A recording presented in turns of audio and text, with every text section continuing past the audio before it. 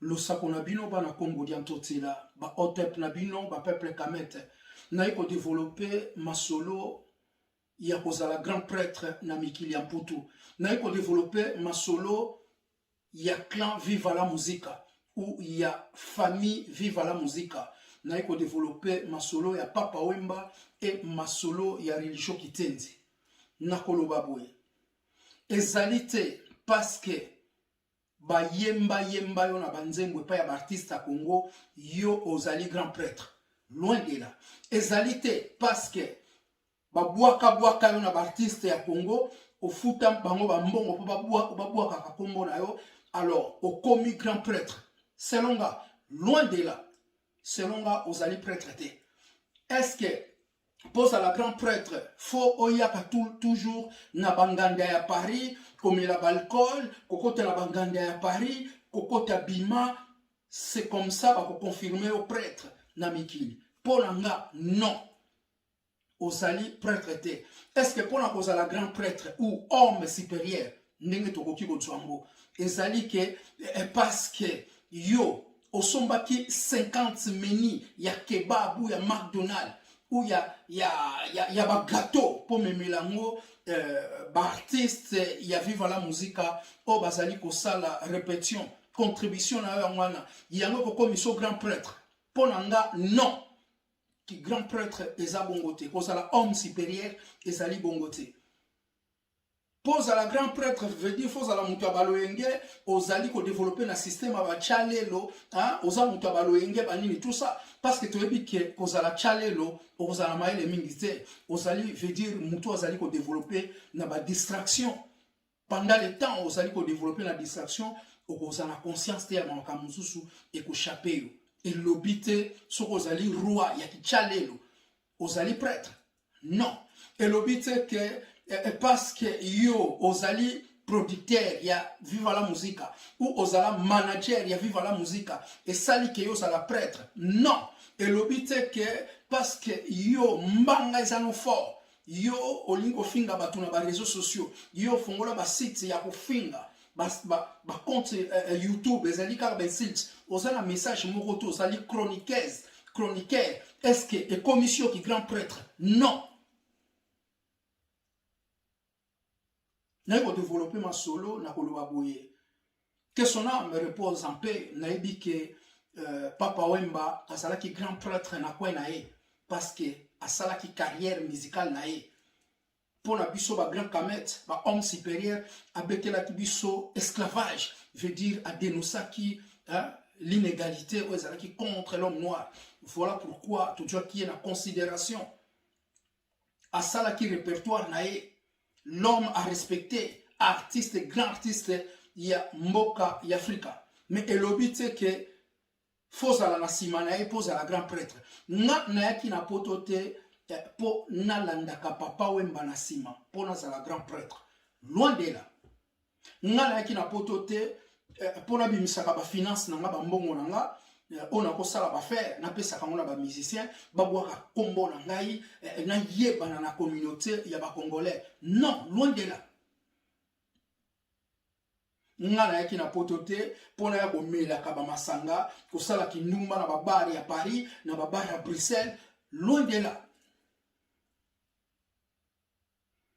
ngana yaki na poto po na joa maeli na yaki na poto pour analyser makambo na zala ko comprendre te na mboka ya Afrika na yaki na poto pour na comprendre certaines dominations occidentales vers l'homme noir et loko mema kinga na mikili ya poto ya ngwana et na zali ko développer autant que prêtre na poto alors pour na kozala homme supérieur autant que biso ba kameta parce que faut ko ba kamita calamité te je suis un kamet l'homme noir avec dépendance spirituelle pour na mona yo oza prêtre je veux dire biso pona biso ba grand prêtre bazalo wala ba Patrice Lumumba na 32 ans bomoni abande ko lengisa monde azala ko lengisa les impérialistes oyo ba colonisa ki Congo azala ki ko ningisa monde entier na 32 ans azala ki pe saper abande ko lata danger mais azala ki na boanya pe mayele yako bundela mboka en tant que politicien wana za grand prêtre Pour la cause la grand prêtre, selon Ngai, homme, esprit supérieur, Kamit que je suis, pour la cause la grand prêtre, je respecte Mutulokola Kasavubu, le grand sapeur redoutable. Mais, au Moni Kasavubu, à Salake Congo, tout le monde a indépendance, ou a tout à Libéra Congo, grand prêtre Yoana, esprit supérieur. Pour la cause la grand prêtre, autant que Ndoulman, le rôle papa Wemba tango azobeta esclavage wana za grand prêtre pona kozala grand prêtre ezali lokola Bob Marley azali ko dénoncer l'inégalité abeta ndule pe ba message na ye etikala wana elakisi azali grand prêtre na ko beta message au parce que ba congolais belé bazana confusion bozali ko confondre awa ndeto vandi na mputu exemple nation na kitiki batu ba retourna mais la force kamiti wana ye est-ce que ba yemba ye est-ce que Bayemba na wenge musique? Est-ce que Bayemba est pas Papa Wemba? Est-ce que Bayemba est pas Kofi Olomide? Est-ce que Bayemba est pas King Kester? Mais j'ai pas besoin Bayemba na batwana. J'ai pas besoin Bayemba na l'artiste pour nazala grand prêtre. Nazali grand prêtre na batu oyo bayebinga bayebi qui je suis. D'abord ngai nde bomoni boye à plusieurs reprises na kutana ba Papa Wemba, à plusieurs reprises na kutana ba musicien belé. Mais ezali interdit autre combo nango bandu bwakango nalingaka te je me sens mal à l'aise vous comprendre ngai pour nazwa combo nanga obwakanga la musique na mon sens nango te parce que na ça homme supérieur raisonnement est homme supérieur et ça na sens wana vous comprendre parce que na kin wana bato baza balene mental ba chalelo ba ko confirmer ka ah bayemba na Papa Wemba mais ngana leki bato belé oyo Wemba yemba autant que prêtre na Mikili Amputu bato belé o Wemba ayemba baye bien soka poussana yebi ke non la force kamita musika na tout vous comprendre yangonde koza la grand prêtre l'obité parce que yo la kisaka ba griffe na ba voix publique osali ko la kisaka ba griffe na ba voix publique o gangi ke osa grand prêtre non osali nègre ni osali l'esprit ya kichalelo osa mutaba distraction. Alors, ce que l'obito là, ça va forme, un grand prêtre, ngana l'équipe va joy belé ou ba ça la bino ba publicité ba forme là-bas, ou ba ça va griffe na ba voix publique, na l'équipe ba mo, na musika. Sous la bino là, ça bino ba griffe, je procède ici puis de 200 costumes, 200 pièces, il y a haute couture. Mais na koki ko la qui ça va griffe na voix publicité et ça la nga soni. Batu o bazana l'esprit supérieur bakomona haki na za idiot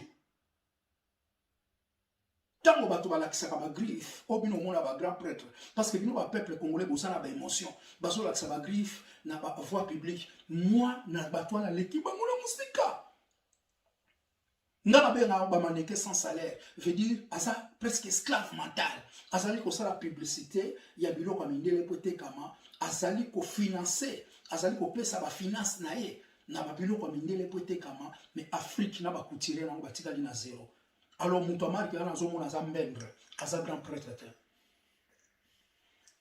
na ko développer ba masolo ko bo comprendre bino surtout ba peuple congolais bobi ko confondre ba tebele na kati ya l'Occident na kati ya Congo na Afrika bozona complexe moko boye bo bimana niveau ya complexe veut dire bato boka ba yemba wana bato ala kisaka ba griffe bato bazana ki sefi na bipale l'équipe bango musika pendant le temps ils ont croire que ah na mbongo ah na za grand prêtre mais na la grand prêtre likolo na yo peut-être na mbongo ko likolo musika na ko payer même vous comprendre même na ba potongo ya kala bato musu ba yemba na beta ba forme terre ba somba ba griffe te mais ba weli sa ba yemba bango baza ba prêtre te okutane bomo na pena non asa sajo mais comme ce sonné na musika petit oza na malweka petit oza na matadi na kisangani kuna asoka nsa joana tellement yo ba kofi ay abwaka ke papa Wemba abwaka kae bana wenge babwaka ka un grand prêtre te ayelo ka muke peut-être devant la force kamite naki na Mikili Amputu te pour développer na niveau ya mentalité plus bas que les chiens oya ba Congo ça naki na poto pour na étudier les impérialistes occidentaux, na étudié idéologie politique, na étudié stratégie na bango, na étudié religion coloniale, ou yaki ko kotsa biso na colonisation. Makambo na yaki ko sala na poto. Pendant les temps ozo ganga, ozo sala ba publicité, ozo laksa ba mituka bani tout ça, un moment donné, j'ai procédé plus de 17 mituka kuba na parking, 17 mituka. Mais natika ko lakisa ngo la fois publicité. Ki ngana sombi boy, ngana sali boy, ko sala homme supérieur nde yangwana. Kozala grand prêtre nde yangwana. Ki grand prêtre zanini ezali mutu asa na prise de conscience exemple netinga. Ça fait 30 ans nazali ko dénoncer l'inégalité, l'occupation à Congo. Ça fait 30 ans. Ba Congolais oya bwani ape maele ba ebike non la force Kamit, grand prêtre, intelligence et un rendez-vous. Kozala grand prêtre faut en connaissance peut savoir. Je veux dire, il faut désaliéner au peuple bazala colonisé, peut esclaviser. Cause à la grand prêtre yangwana. Cause à la grand prêtre, il faut aller dépendre spirituellement, politiquement, économiquement et scientifiquement. Cause à Kamet. Cause à la grand prêtre. Cause à la grand prêtre, cause à un petit nègre aliéné. Au christianisme et islam, cause à petit aliéné mental. Cause à grand prêtre, cause à grand prêtre. Naïe kobe ta vidéo pour nous expliquer bino homme supérieur à Zanani.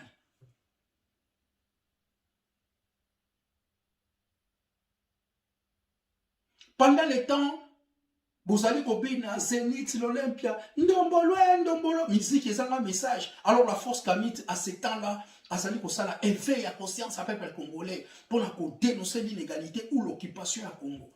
Yohanan des grands prêtres. Pendant le temps, au côté Zénith, l'Olympia, la force Kamit, atika au côté Zénith, l'Olympia, Bercité. Ces moments-là, azala qui ça éveil, il y a conscience. Il y a peuple congolais batelema contre l'occupation, contre l'inégalité. Tout ça déjà depuis 1996. Nous avons martelé le message pour les Congolais plus de 18 millions de Congolais massacrés. Nos mamans sont violées. Grand prêtre Yohana.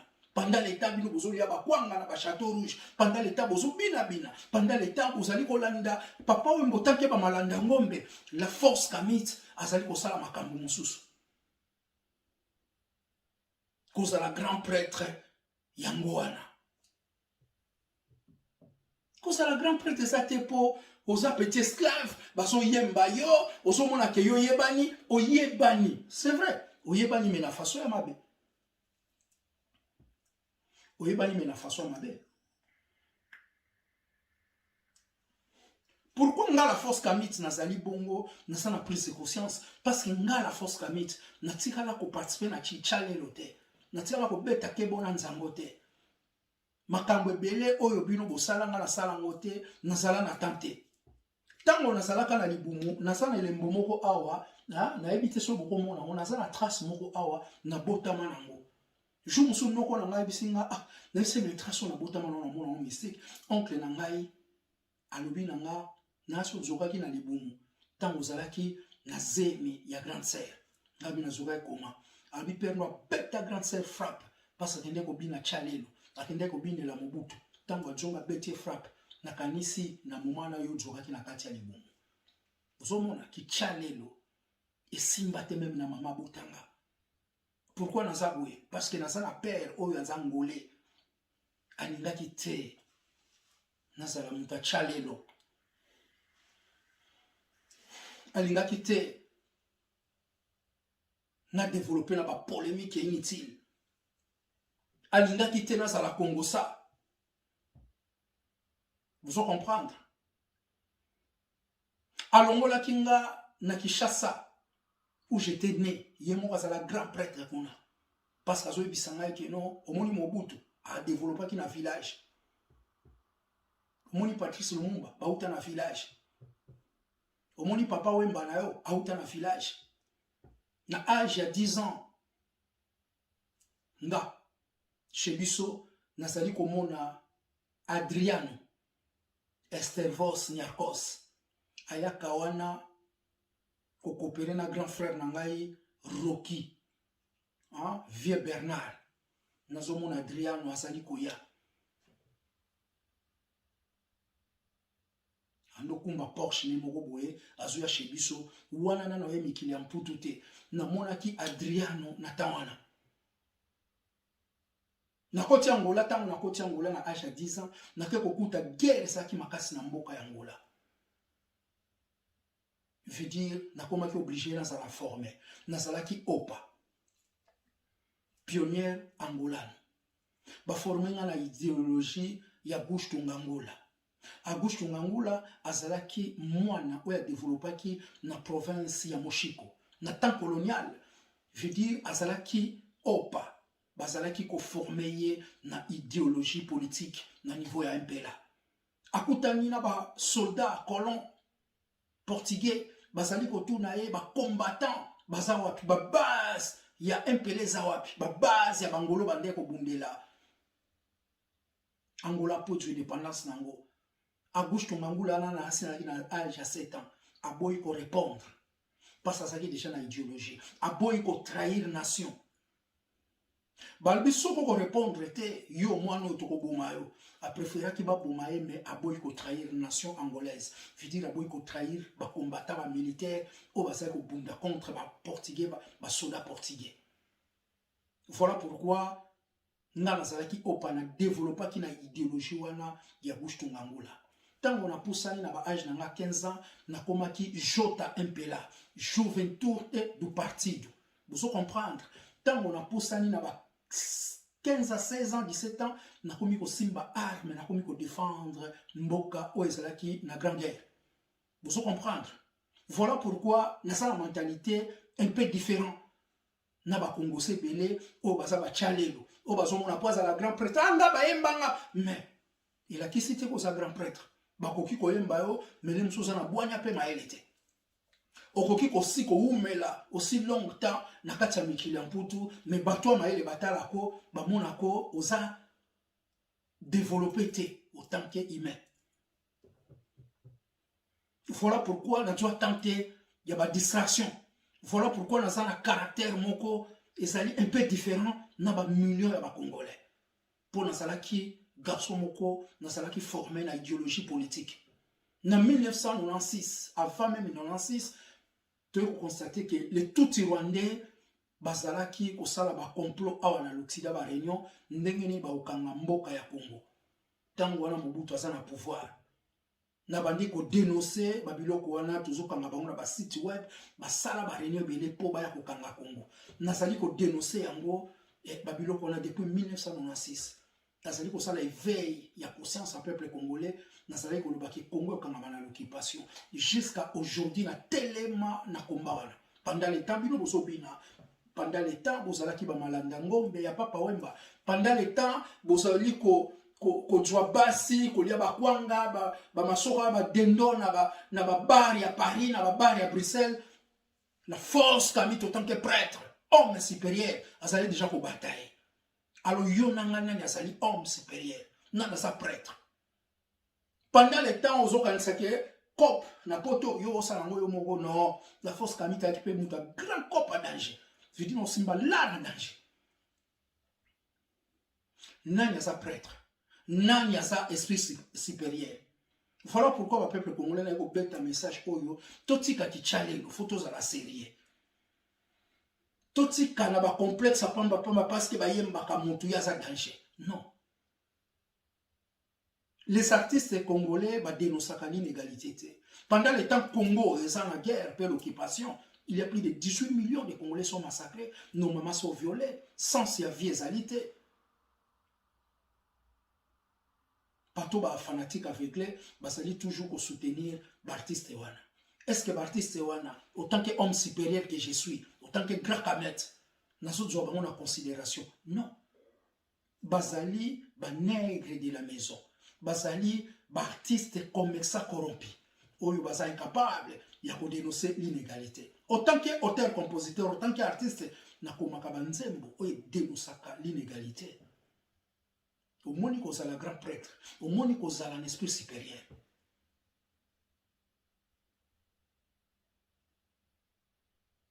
Yango ba peuple congolais fobola moka mentalité otozanango ezali mentalité moko mawatro veut dire batu ya mayele na Congo bazali na succès te.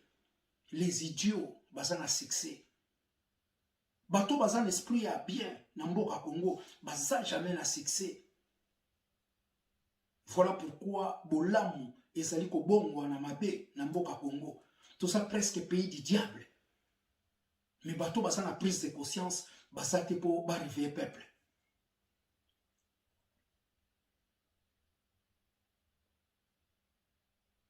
Pendant les temps, on dit, ah, on a un grand prêtre, yeto yebi yete, tout le monde a été na Banganda Paris, tout le monde a été même na clé à la musique, à sala nini, bamsou basala ba production, bamsou basala boy. Oh, zaba mutu zaba valeur. Zaba mutu zaba valeur. Obi combien de chansons na sala on a produire na be studio. Obi te. Et le but c'est que soit aux producteurs ou aux managers, il y a papa, mais il y a des grands prêtres. Non, ça est loin de là. Pendant le temps, il y a un danger. Biso, to bengi silem susu batumsu ya ba famille, bazana bango na poto, to longoli bango na ba payo esa na nsala makasi, ou esa sans condition, espoir de viezate. N'a pas un message pour que ba Congolais botika ko confondre. Ba homme supérieur bazate bato bino bokanisaka. Bangote bazaba homme supérieur. Na ko exemple moi si nanga na ismeta femme kameta. Ateya asoke na Facebook nozotanga, ozoba pena mutu ezoswa. Mais na communauté congolaise bakoki ko comparer même suna Karine Mokonzi. Ça n'a rien à voir avec l'intelligence, n'a rien Karine Mokonzi. Bah, on compare même sur la Grâce Mbise. Ça n'a rien à voir. La Grâce Mbise, c'est l'intelligence à Zanango. Mais Grâce Mbise, ça n'a gaz. Karine Mokonzi, ça n'a gaz. Adaïs meta bat balanda kaye, bato ya bwana pe maile ba Congolais. Mais ba mouke. Mentalité na fo ke banango. Ozo bombe parce que bazo yemba, mais banal bazo yemba. Est-ce que ça d'abord une dépendance spirituelle? Ah non. N'a pas un message pour nous confondre entre les grands prêtres, les hommes supérieurs, na batu moko ya pamba pamba, ou basana ba vantar, ba comédien, ba kufa ba tika na nation loko moko te concrète. Basala ke loko moko te pour la nation. Basana système maote. Bon, Mao Tse-tung a eu à la révolution culturelle. Bon, n'est pas même le peuple chinois.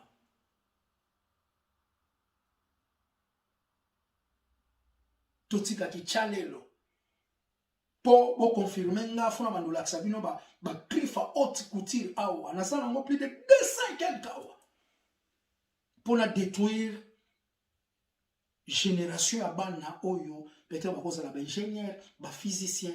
Nami mabango basala ba maneke sans salaire wana bomoni nga danger soki na sombi mutuka na sombi mutuka na sombi blouson na ke na filmer wana baza ba mbendre baza ba homme supérieur te baza honte soki na bandi ko présenter ba mituka na bandi ko présenter ba griffe vidi na kiti plus bas que les chiens ba homme supérieur ba komona oh mais comment la force kamita comme idiot c'est la honte totale.